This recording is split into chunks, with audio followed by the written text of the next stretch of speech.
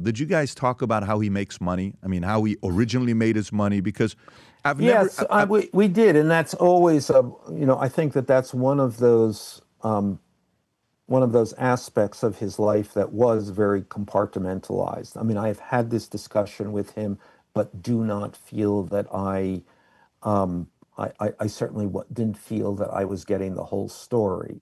Quite the opposite. It was rather he kind of teased you with the story. I mean, he told me once. He said when I pressed him, and I said, okay, tell me, come on, where does the dough come from?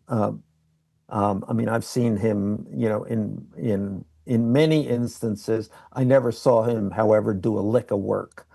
So what was going on? Where did this come from? And he said, and I remember he said, again, in a very teasy kind of way, he said, well, I run something like a reverse Ponzi scheme. In a real Ponzi scheme, you make money that does not appear to exist. Mm-hmm. In my Ponzi scheme, I make money that exists, appear not to exist. And the example was, if you're a very wealthy person and getting a divorce, and if you hide $100 million, or at least make $100 million of your wealth disappear, you've just saved $50 million. Mm-hmm. Mm-hmm. Yeah, there was a guy that Mark Epstein told me that was Epstein's mentor. I don't remember the gentleman's name. He went away, and he was in the Steven, what's his name? Steven Hoffenberg? He's Steven Hoffenberg. Right, I don't know if you know about. Okay, yeah. So I do. Did that do, name ever yes. come up or no between the two of you?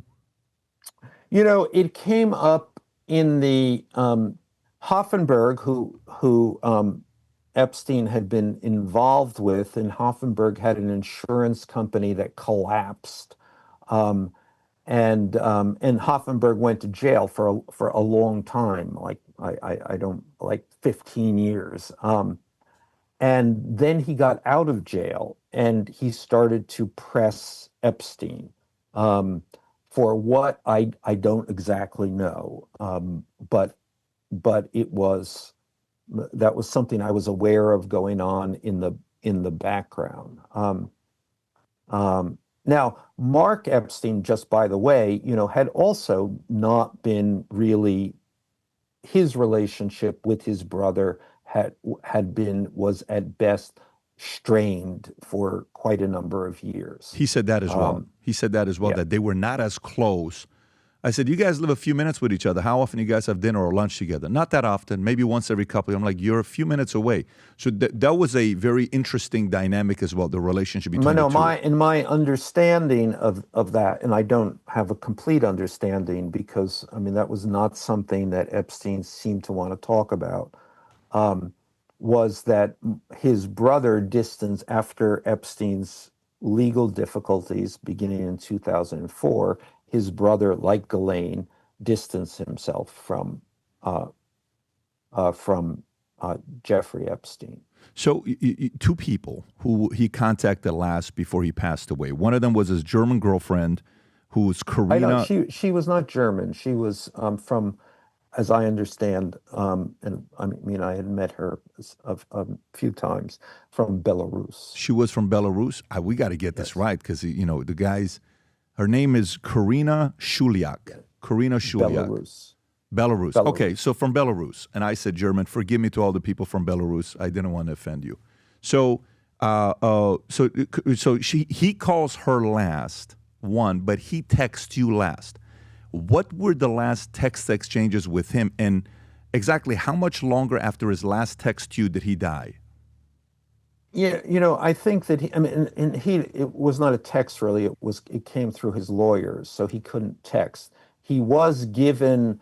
They had gotten him the clearance to call the girlfriend, but the message to me had come through one of the lawyers. I mean, I knew the lawyers, and I passed them a message. I said, and the message that I sent to him was, how are you doing? Or, just that kind of that kind of thing. And his response to that message was, the context of this is that about a week before, he had apparently tried to hang himself, or that's what people said, or again, a confusing situation. But his response to me was, quote, still hanging around.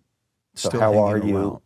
Still hanging around. And then X number of hours later, I mean, this was on Friday, early on Saturday morning, he was found, with a bed sheet around his neck in his Well, that's a cell. weird text. So the lawyer sends you a text of his last message saying still hanging around. Maybe he was hanging around, meaning the lawyer saying he's dying. So the lawyer told you still hanging around? That could be a cryptic message. Well, I don't know. I mean, it is a cryptic Holy message, shit. but it is. I mean, in my understanding of Epstein and how he responded to things, he was responding to that the news coverage of that he had apparently tried to hang himself, but then they actually said he hadn't tried. There was a dispute about that, and that was his reference to make a joke out of that, which would have been very Jeffrey Epstein-like. Ish. Did Nicholas Tortagliano ever come up? His cellmate, the guy that multiple times beat up the same person on 4 different occasions? Did not come up with me. I mean, those are that's the only communication I would have had with or direct communication. Nowadays, more than ever, the brand you wear reflects and represents who you are. So for us, if you wear a Future Looks Bright hat or a Valuetainment gear, you're telling the world, I'm optimistic, I'm excited about what's going to be happening, but you're a free thinker, you question things, you like debate. And by the way, last year, 120,000 people got a piece of Future Looks Bright gear with Valuetainment. We have so many new things. The cufflinks are here. New Future Looks Bright. This is my favorite, the green one. Just yesterday, somebody placed an order for 100 of these. If you watch the PBD podcast, you got a bunch to choose from. White ones, black ones. If you smoke cigars and you come to our cigar lounge, we have this high quality lighter cutter and a holder for the cigars. We got sweaters with the Valuetainment logo on it. We got mugs. We got a bunch of different things.